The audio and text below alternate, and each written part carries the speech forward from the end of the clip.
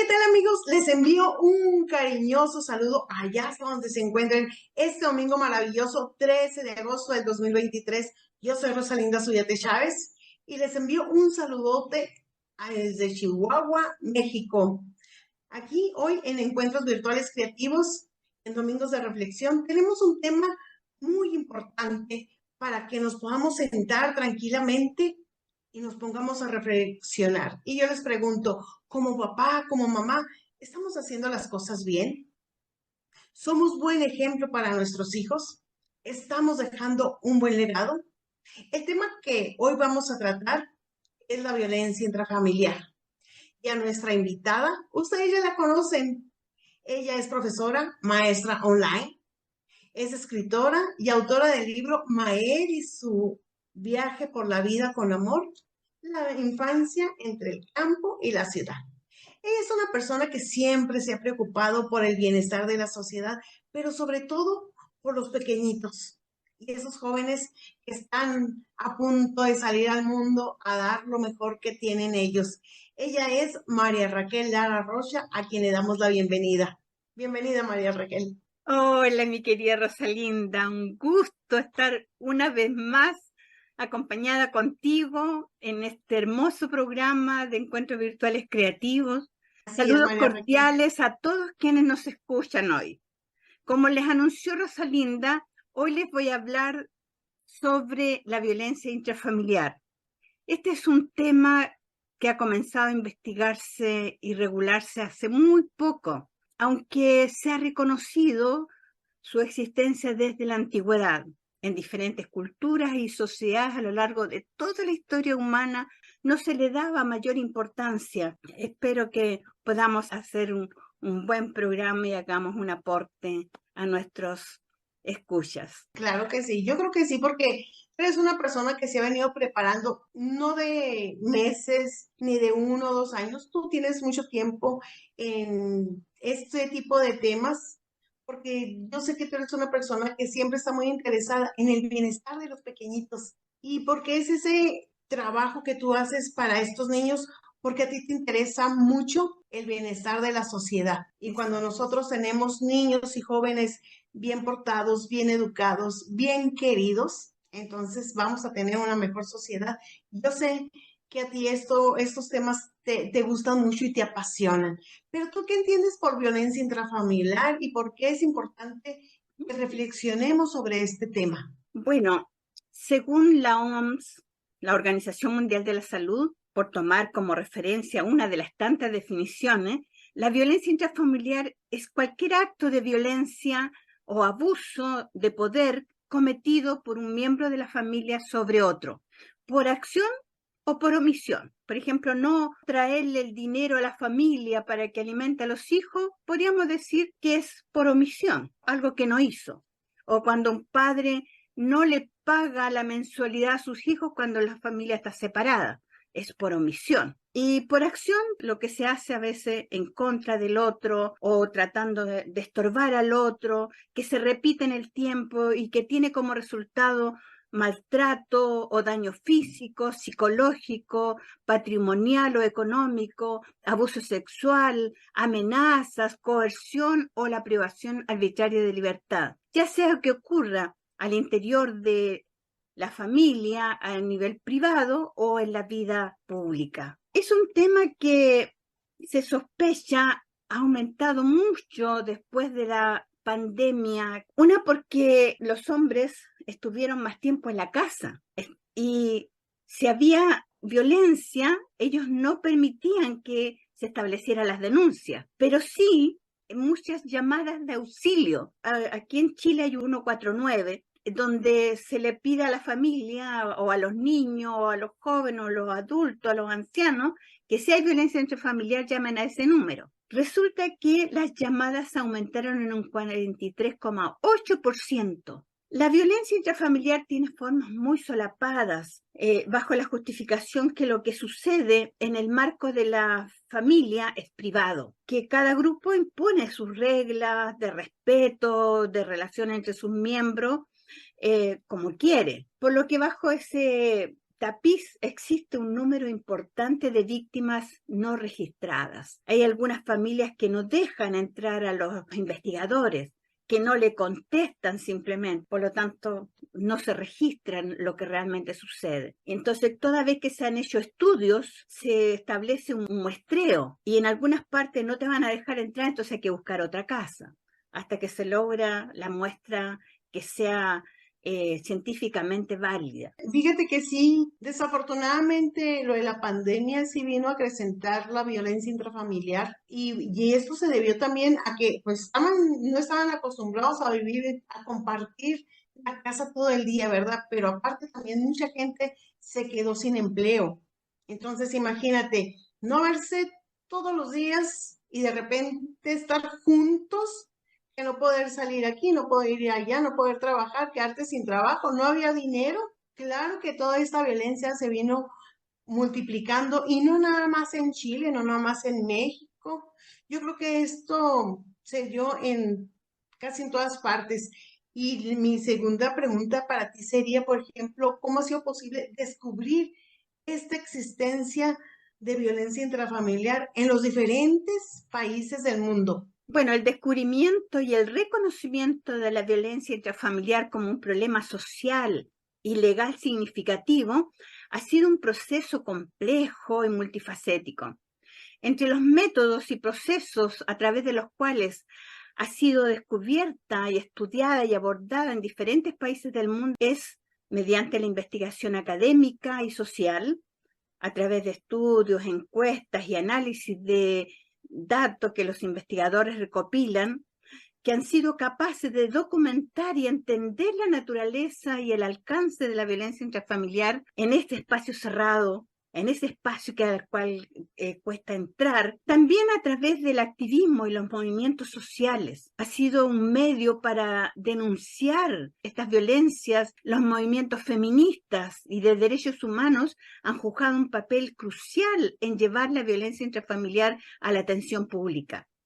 Han abogado por el reconocimiento de la violencia intrafamiliar como un problema significativo y han presionado por leyes y políticas para abordarlo, especialmente por estar relacionados con homicidios y femicidios. Están los medios de comunicación que se han empeñado en poner en noticia o darle cobertura mediática a casos individuales, así como a tendencias generales desde la violencia intrafamiliar. Eso ha ayudado a sensibilizar al público en general sobre este problema, porque anteriormente no se quería hablar de él porque estaba en todo tipo de familias, no solamente la familia. También están los servicios sociales y de salud. Los proveedores de atención médica y de servicios sociales han sido testigos directos de las consecuencias de la violencia intrafamiliar y han contribuido a su reconocimiento al documentar y tratar estas cuestiones y ponerlas a disposición de las instancias que corresponden. Están las leyes y políticas gubernamentales que se han creado en muchos países. En varios países se han establecido, se han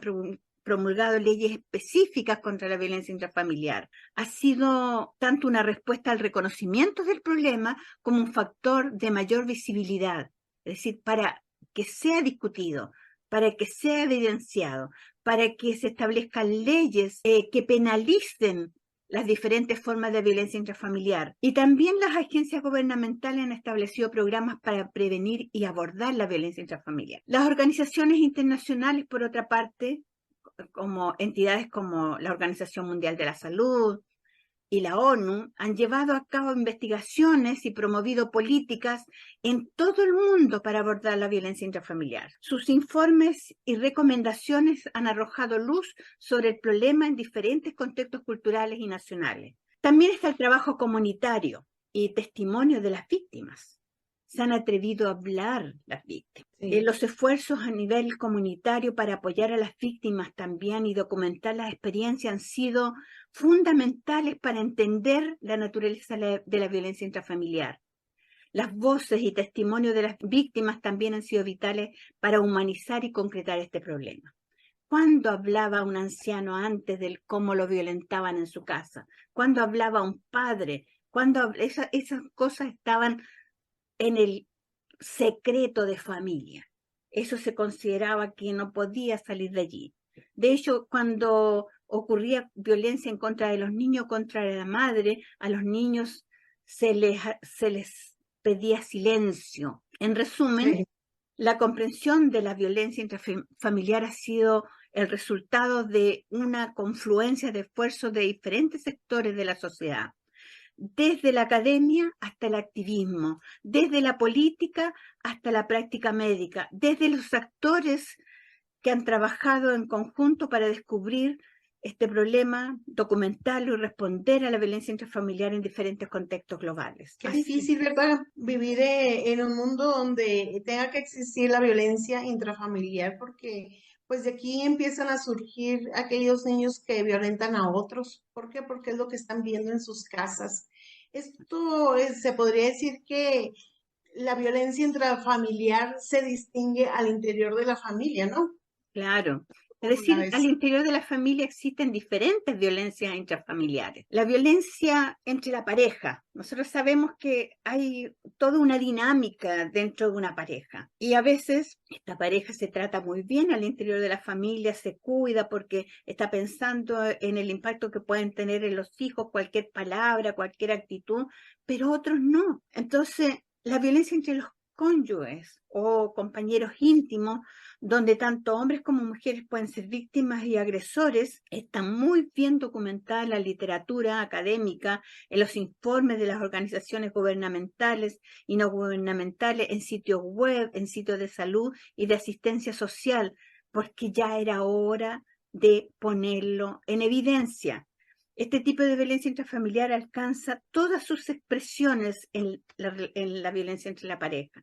Es decir, la violencia física, el hecho de que en la pareja a veces empiezan por empujarse, jalarse los cabellos, morderse, escupirse, pellizcarse para avanzar a golpes de puño, de patada, lastimarse con algún utensilio o arma punzante, causarse daños graves. Y en casi todos los países la violencia llega hasta la muerte. Hay muchos homicidios, muchos femicidios. Cuando hablo de homicidio, cuando a veces la mujer, después de ser golpeada 20.000 veces, llega un momento en que perdió la paciencia y mató al marido. Y luego lo mata y ella va a dar a la cárcel. Y la verdad que esto es algo que dices tú, no tiene sentido común, yo creo que muchas veces hay muchas mujeres que están hablando y hablando a la policía para ser rescatadas y la policía muchas veces no hace nada porque no hay muestras muchas veces de violencia y bueno, Claro, no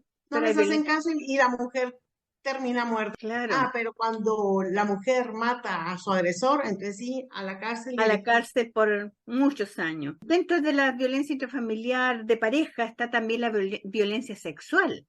Incluye la violación, la coerción sexual, es decir, esta idea de que el hombre siente que la mujer tiene la obligación de estar disponible cuando él quiera. La violencia emocional, que incluye la humillación, el control, el aislamiento, incluso el encerramiento de la mujer para que no salga. Es decir, quiere controlarla totalmente. Y también está la violencia económica, es decir, que incluye limitar el acceso a recursos financieros y forzarla generalmente a tomar decisiones económicas que no quiere tomar, como que le firme el manejo de su cuenta. Ese tipo de cosas es muy común. Según un análisis de los datos de violencia intrafamiliar de 161 países realizado por la Organización Mundial de la Salud el año 2018, se llegó a la conclusión de que el 30% de las mujeres estudiadas había sufrido violencia física o violencia sexual por su pareja, o también por alguien que no era su pareja, pero que estaba al interior de esa familia, como el padre, el padrastro, el abuelo o incluso los hermanos. Cuando se trata sobre todo a mujeres que son menores de 15 años, 16 años, estamos hablando de un grupo de personas entre 15 y 49 años que fueron encuestadas. También a nivel mundial se detectó que el 38% de los asesinatos de mujeres son cometidos por su pareja. Y la violencia de pareja y la violencia sexual son perpetradas en la mayoría por hombres contra las mujeres. Según este estudio, la violencia de pareja es común en muchas partes del mundo y afecta una proporción significativa. Pero yo creo que también aquí es cuestión muchas veces de mamá y papá, ¿verdad? O sea, que no llegan a un acuerdo o que no llegan a ese respeto que debe existir entre la pareja y sobre todo eso, el respeto, ya, porque Claro. ya cuando se empiezan a gritar, ya se perdió el respeto y de un grito pasan a un golpe y de un golpe pasan a otro y otro y ahí empieza el caos familiar y aquí empieza la violencia intrafamiliar. Estos Claro. serían factores, ¿verdad?, que explican la violencia intrafamiliar. Los riesgos asociados a este tipo de violencia tienen que ver con dinámicas de poder y control que están muy presentes todavía en Latinoamérica, especialmente por la necesidad de controlar a la pareja de parte del hombre. Están dentro de estas dinámicas la permanencia de actitudes patriarcales en la familia. Podríamos decir que está desapareciendo un poco a nivel de sociedad, pero dentro de la familia estas actitudes patriarcales no se han erradicado, donde la dominación, la opresión, la sumisión, el uso y control es del género masculino y es el que establece las reglas y que más encima todas sus actitudes son avaladas por la iglesia y por las normas sociales que aún permanecen. Entonces, estas actitudes otorgan privilegios o condición superior a los hombres y una condición inferior a las mujeres o de menor relevancia o valía a las mujeres, por lo cual son ellos los que creen deben ocupar los puestos de mayor poder en todos los ámbitos y también al interior de su casa. También está la permanencia de argumentos aristotélicos de Santo Tomás y de Rousseau sobre el ideal de mujer y de hombre, que justifica que luego de la publicación del contrato social, el hombre se repartiera la tierra y las mujeres fueran como parte de su propiedad. Bueno, Aristóteles nos dejó muy mal en relación a las mujeres porque él decía que la mujer debía estar sometida a los hombres y debían incluso comer la mitad de ellos. O sea, el hombre siempre tenía el privilegio. Santo Tomás decía que la mujer es lo indecente, lo sucio, moralmente hablando, que es el instrumento para hacer caer al varón en el mal, decía él, mientras que el varón es el que dignifica su superioridad y dignidad y gobierno. Rousseau, por otro lado, decía que la mujer debe ser casta, sumisa y modesta, pronto a tener en cuenta las opiniones de los demás y dedicada por completo a su familia y su casa. Bueno, con esas ideas, por supuesto que se mantiene en la sociedad, es difícil que los cambios se hagan con la rapidez que se necesita. Mira, vi una película, serán 3 o 4 meses atrás, que se llama The Family. Parece que te la comenté alguna vez. Bueno, esa Sí. película, muy actual, refleja el rol que los hombres poderosos del planeta dan a las mujeres y es de total sumisión y servicio al hombre en este tiempo. Fíjate, los más poderosos, que se supone que están más preparados, que están a la vanguardia de la tecnología, de la ciencia. No se entiende, la verdad. Entonces también están los comportamientos masculinos dañinos, como el tener múltiples mujeres. Ellos lo creen por derecho, pero la mujer no. La aprobación de la violencia como forma de control de su pareja, que es lo que le dicen a veces los padres a los hijos cuando se casan, que se sepa quién manda desde el principio, ¿verdad? Entonces, ese tipo de cosas hace que el joven, a lo mejor no tan convencido de lo que debe hacer, finalmente lo hace. También está el abuso de sustancias, como el alcohol y las drogas, que exacerban la violencia en una relación de pareja. El abuso del alcohol a causa del comportamiento social del bebedor, que avergüenza a su familia y por la violencia que ejerce sobre su familia, hace que el hogar se convierta en un infierno. Podríamos decir que el alcoholismo es uno de los elementos que más ha frustrado el proyecto de amor de los esposos, Sí. llevándolos a la separación, obligando a las mujeres a sacar adelante generalmente solas su familia, con la consiguiente inestabilidad económica, social y posibilidad de control de sus hijos. También está el uso indebido de drogas, que afecta la calidad de vida de las mujeres y de los hijos, puesto que ellos quedan expuestos a grandes riesgos, porque los padres en momentos desaparecen. están totalmente drogados y los hijos quedan solos. Hay también factores socioculturales. Las normas y valores culturales pueden influir en las actitudes hacia la violencia, de violencia hacia la pareja. Ahí tenemos todas esas formas de ser de las culturas musulmanas, por ejemplo, que imponen una serie de reglas a las mujeres, como cubrirse totalmente, otras culturas que le impiden vivir la sexualidad en forma normal, etc. Y también está la falta de educación, porque nosotros sabemos que cuando hay una persona que no tiene suficiente educación, no tiene una comprensión suficientemente, podríamos decir, o una comprensión suficiente de cómo llevar adelante una relación saludable. Entonces, es muy fácil que él pueda contribuir a aceptar o a perpetuar normas y comportamientos abusivos porque alguien más se lo dice. También tiene menores oportunidades económicas, trabajos remunerados, lo que aumenta el estrés en el hogar, lo cual puede a su vez aumentar el riesgo de violencia. También falta habilidades de comunicación y resolución de conflictos. Esas faltas de esas habilidades puede llevar a malos entendidos, a conflictos que escalan a violencia.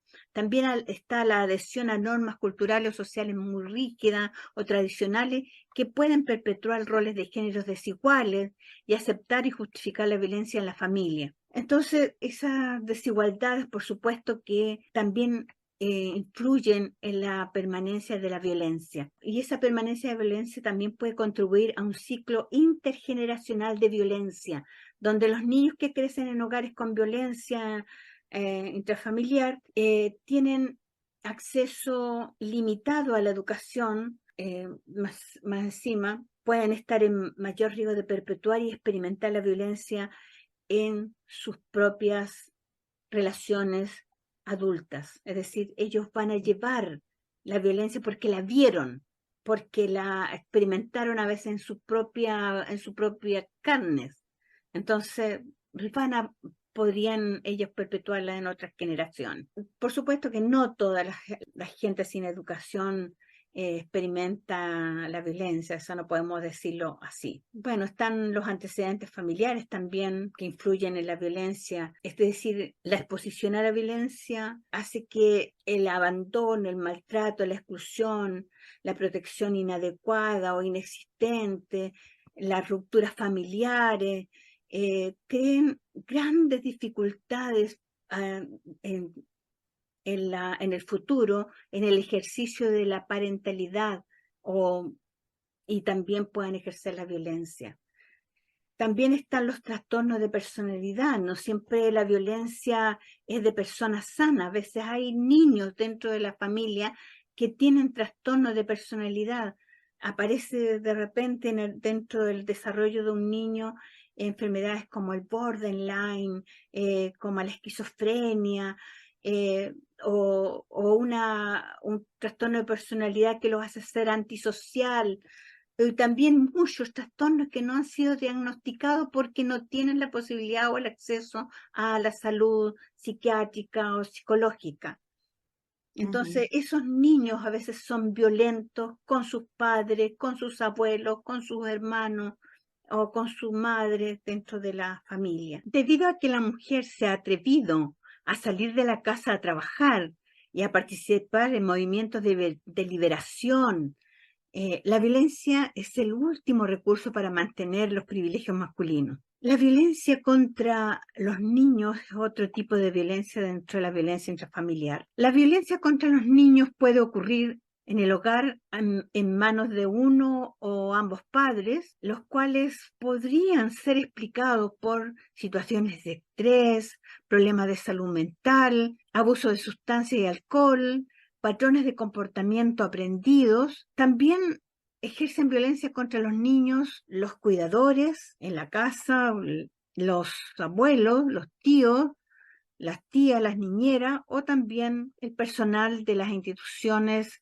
educativas o de cuidado donde pueden estar los niños. Ocurren igual que en la violencia de la pareja, la violencia física, la violencia sexual, la violencia emocional. Bueno, dentro de la violencia física hay cosas que parece mentira que pueden estar haciendo con un niño, como golpearlo con un objeto, cinturón, una vara, patearlo, quemarlo con agua caliente, con cigarro, con una plancha, sujetarlo bajo el agua, amarrarlo, morderlo, sacudirlo, dentro de la violencia física. Aun cuando la violencia física de los padres contra una pequeña niña fue denunciada en el año 1871 en Nueva York, a la Sociedad para la Prevención de la Crueldad en Animales. Era la única autoridad que había en ese tiempo. Solo en 1961 se creó la Sociedad para la Prevención de la Crueldad contra los Niños. Bueno, está también el abuso sexual contra los niños, que involucra cualquier tipo de actividad sexual con un niño, incluyendo la exposición indecente, la explotación sexual, la violación, entre otros aspectos. Está el abuso emocional. Este tipo de abuso puede ser más difícil de identificar y puede incluir humillación, intimidación, rechazo, aislamiento y otras formas de trato cruel que dañan la autoestima o el bienestar emocional de un niño. Y la negligencia, que se refiere a la falta de atención a las necesidades básicas de un niño, como alimentación, vestimenta, atención médica, educación, amor y cuidado emocional. Está también la violencia contra los padres, también conocida como violencia filioparental, como un fenómeno menos discutido en comparación con los otros tipos de violencia intrafamiliar, pero es un problema real y creciente en muchas sociedades donde los agresores son los hijos. La violencia contra los ancianos es un problema serio y a menudo oculto. Los perpetradores son los hijos y los nietos. Está la violencia entre hermanos, aunque a menudo se pasa por alto o se minimiza, sin embargo puede tener consecuencias graves a largo plazo. Otra forma de violencia intrafamiliar puede incluir a tías, tíos y primos o miembros extendidos de la familia. Bueno, eso es lo que podría decirte de los tipos de violencia intrafamiliar. Y aquí también viene, todo esto se va juntando, fíjate cómo se va juntando, porque esto también se vuelve un problema en el sector salud, Claro, porque mucho. ya entran muchas cosas, pero sí, es un problema que se vuelve también de salud pública.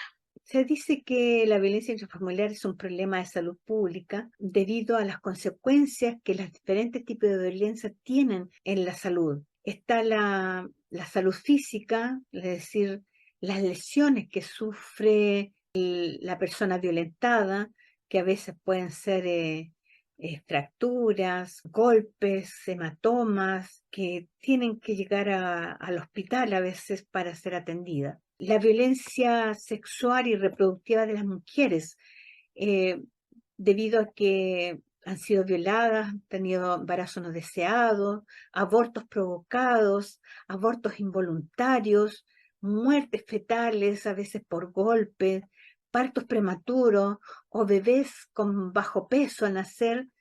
También pueden haber problemas ginecológicos debido a infecciones de transmisión sexual o en algunos casos incluso enfermedades sexuales como el VIH.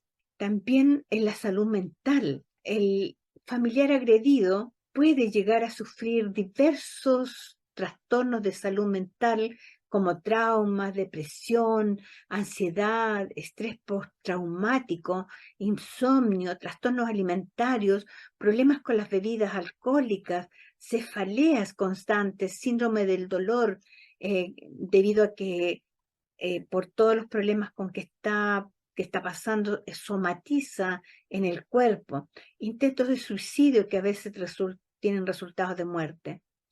Es decir, todo este tipo de enfermedades exigen a la salud pública la creación de un sistema de salud más robusto y más integral, que hasta ahora es insuficiente en casi la mayoría de los países.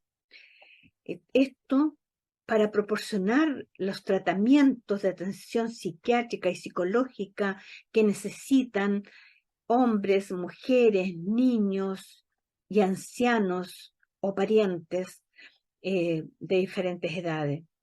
Es decir, se necesitan poner en funcionamiento programas de salud mental, de rehabilitación de adicciones, terapia familiar o terapia individual. Considerando la violencia, las causas de la violencia, es necesario crear programas de capacitación parental y otros con el fin de fortalecer la familia. También incorporar en los sistemas educacionales la educación emocional, la educación de roles que los niños deben cumplir alguna vez en la familia y en la sociedad. La educación con valores, la educación financiera, la educación ciudadana. Es decir, es necesario incorporar otras materias que tengan como fin potenciar mejores formas de convivencia familiar y también saludables, tanto en la familia como en la escuela. Debido también a la desintegración familiar, resulta sumamente importante crear desde los juzgados una serie de programas de capacitación para padres para que logren una crianza compartida, amorosa, responsable, comprometida y cumplan su rol como padres y madres, minimizando el daño causado al presenciar o experimentar violencia, participando también en terapias porque de no ser tratados tendrán consecuencias en la edad adulta. Los niños son especialmente vulnerables debido a la dependencia con los adultos y a su falta de poder y control en la situación. También por el impacto económico. La violencia puede resultar en altos costos de atención médica, terapias y en el caso del abuso financiero, la pérdida de bienes y la seguridad económica, especialmente de los padres y de los adultos mayores, es por un lado una violación de derechos. También las consecuencias en la sociedad. Tenemos por un lado los problemas de desarrollo. Los niños afectados pueden enfrentar desafíos en su desarrollo social y emocional, lo que a la larga afectará su funcionamiento en la sociedad. También las dificultades en las relaciones futuras. La exposición a la violencia puede alterar la capacidad de las personas para formar y mantener relaciones saludables en la adolescencia y la vida adulta. Claro, Por último, María Raquel, un mensaje que le dejes al público. Bueno, estoy consciente que hoy hemos tratado un tema que es muy grave y que requiere ser analizado y afrontado con la mayor urgencia. La violencia intrafamiliar es un problema que era tratado como falta porque, como dije al comienzo, era un espacio considerado privado donde cada grupo impone sus reglas de respeto y de relación entre sus miembros para no poner en evidencia el número importante de víctimas que de llegar a los hospitales, que cuando llegaban a los hospitales declaraban una caída sin denunciar a su agresor. Es decir, no se le daba la importancia que realmente tiene. Es un problema que se arraiga en los hogares, en los corazones y en las mismas fibras de nuestra sociedad y que debe resolverse. Esta violencia que se oculta tras las puertas cerradas no solo daña a quienes la sufren directamente, sino también desgarra el tejido de nuestras comunidades, dejando cicatrices profundas y duraderas. Madres, padres, hijos, hermanos, abuelos, nadie está a salvo. Sus ecos resuenan a través de generaciones, perpetuando un ciclo de sufrimiento que parece no tener fin. Pero hoy, aquí y ahora, les invito a unirse a mí en una pausa para reflexionar.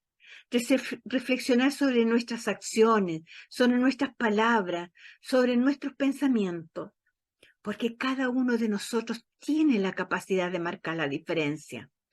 Imaginen a una familia donde el amor, el respeto, la comprensión sean las piedras angulares. Una familia donde cada miembro se sienta seguro, valorado, apoyado. Una familia que sea un refugio de paz y armonía. No es una utopía, es una posibilidad real y alcanzable. Podemos construir un futuro donde los niños crezcan en hogares llenos de amor y guía, donde los padres y madres compartan responsabilidades y sueños, donde los abuelos sean honrados y respetados y donde los hermanos sean amigos y aliados. Pero para llegar allí debemos actuar. Debemos educarnos, aprender a comunicarnos de manera efectiva y apoyarnos con seguridad. Debemos buscar ayuda cuando la necesitemos, ofrecerla cuando podamos. Debemos romper las cadenas del miedo, la ira y la incomprensión. La lucha contra la violencia intrafamiliar comienza en cada hogar, en cada corazón. Es una lucha que nos involucra a todos y a cada uno de nosotros. Así que les siento, miren dentro de sí mismos y dentro de sus familias. Aceptar el desafío de crear un hogar donde prevalezca la empatía, el respeto, el amor, es algo que solo cosechará ganancias para todos y para cada uno de los miembros de la familia. Tu familia, la más importante obra que construyes. Por eso, porque en esas pequeñas acciones diarias, en esos gestos de bondad y comprensión, encontraremos el camino hacia una sociedad más fuerte, más sana y más compasiva. Juntos podemos, juntos debemos luchar por una familia mejor, porque cada familia mejor creará una sociedad mejor. Gracias por escucharme. Así es, María Raquel. Pues muchas gracias, María Raquel, por este maravilloso domingo, este maravilloso tema que nos diste. Muchas gracias. La vida del ser humano parece ser muy complicada. Los egos, las envidias, el querer tener el control, la falta de una buena economía, la falta de empatía, la falta de valores bien cimentados logran poner en jaque mate la buena armonía entre las personas. Pongámonos a pensar y a reflexionar si la violencia intrafamiliar da buenos resultados o nos va denigrando como seres humanos en busca de un mejor vivir. Gracias, María Raquel. Gracias a todas esas personas que nos estuvieron siguiendo este domingo. Y bueno, gracias por haber estado aquí en Encuentros Virtuales Creativos en Domingo de Reflexión. Yo soy Rosalinda Zubiate Chávez y les envío mis más grandes bendiciones para toda esta semana que viene. Hasta la próxima. Pues muchas gracias, María Raquel. No, muchas gracias a Carmen, ti. un abrazote Un abrazo. y bendiciones. Que Está bien. descanses. Sí. Ay, ¿a qué horas son ya? Como las 2 de la Aquí, mañana. ¿Qué aquí horas son las tienes? 2:17.